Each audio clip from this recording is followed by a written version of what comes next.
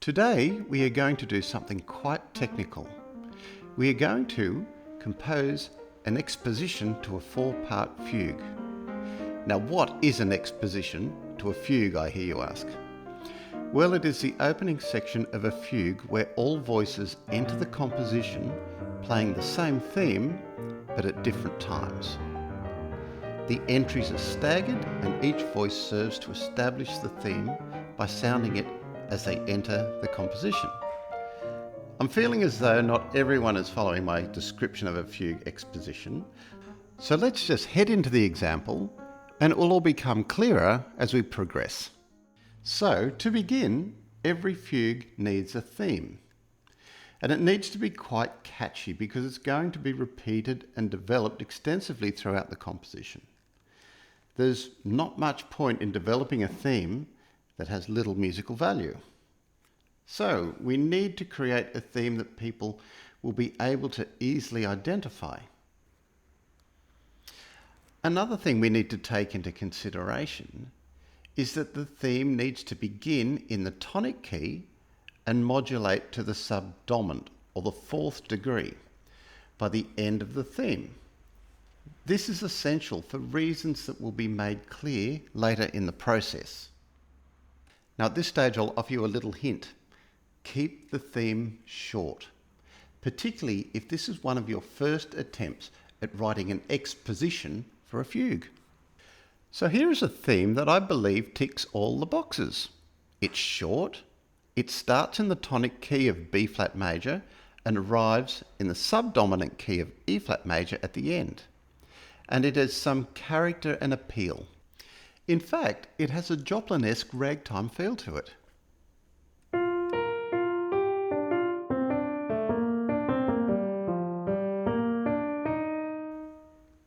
So, having created a theme, there are a number of exercises I do before I even think about writing the fugue. The first is I create a chord progression that supports the theme. While this progression will not be sounded in the finished product, it is essential that you know the chords you are using at any one time. So here is a progression that supports the theme, but I am going to make one change. This F in the B flat 7 chord, I'm going to raise it to a G just to fit in with the G in the melody. It adds another colour, but the chord still acts as a B flat dominant 7th.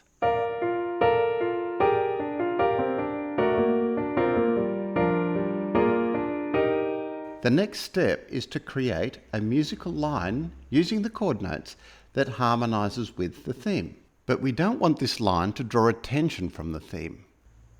Give it a more simple rhythm so it plays a more supportive role.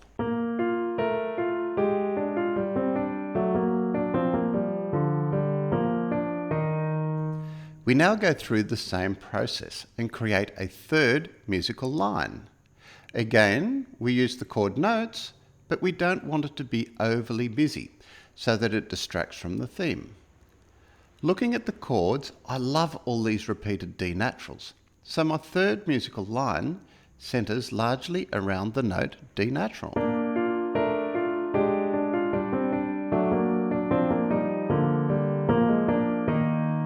We have one more line to create. Remember, we are writing a 4-part fugue, so we need a 4th and final line. This one can be more interesting, and I'll explain why shortly. This 4th line can be more of an obligato. It can also introduce a secondary theme that can be worked and developed later in the composition. Here is such a line. It acts as an obligato and it presents a new musical idea. And of course it too is derived from the supporting harmonic progression.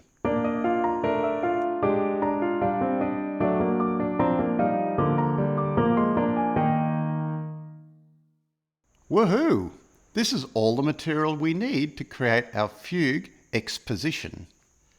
The rest is simply a matter of putting all the pieces of the puzzle in the correct place. And here it is. Here is the plan.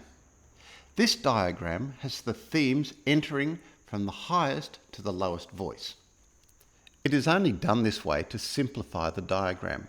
You can enter the voices in any order that you like. So, we'll sound the theme on its own and naturally modulate to the subdominant E-flat major. Remember, we've already done this. The hard work by having the theme do the modulation. We now enter a new voice, which sounds the theme, but in a different key, in the key of E-flat. We've modulated so that we need to now modulate the theme into the key of E-flat major. We can't just cut and paste. We need to sound it in the new key. Then we harmonise this theme with musical line number 2 in the voice that has already entered the composition. This too will need to be transposed into the new key of E-flat major.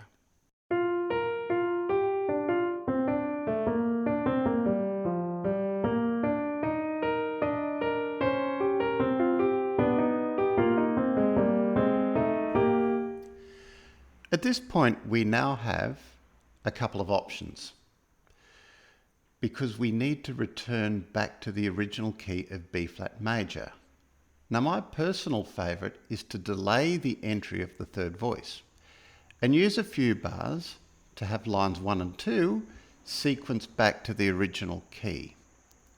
But I think in this case, to make it simple, I'm going to put in a quick modulation here to get us back into B-flat major. If you've seen my modulation tutorial, you'll remember that we modulate through chord 5 of the new key. So chord 5 of B-flat major is F, or F7, F dominant 7th. So in the lower part,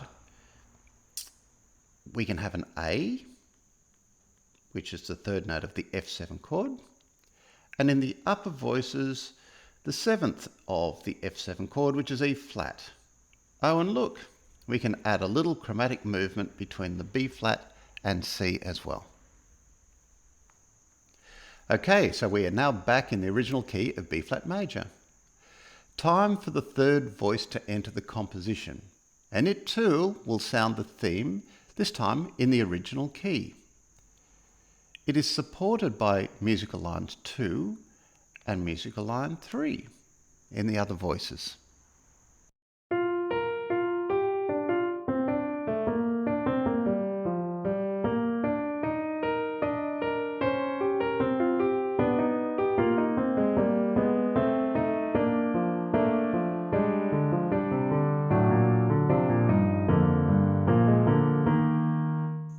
Now, because our theme naturally modulates to the subdominant key of E-flat major, we are now back into E-flat major for the entry of the fourth voice. The fourth voice sounds the theme in E-flat major. It is accompanied by musical lines 2, 3, and 4. One little tip about the elaborate line 4: try not to have your highest voice enter at the end, because it's nicer to have the obligato line sit on top of the orchestration.